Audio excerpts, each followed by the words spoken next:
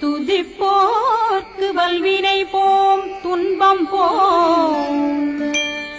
நெஞ்சிற்பதிப்போர்க்கு செல்வம் பலித்து கதித்தோங்கும் நிஷ்டையும் கைகூடும் நிமலரருள் கந்த சஷ்டி கவசந்தனை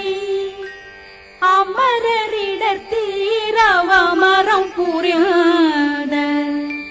குமரனடி நெஞ்சே குறி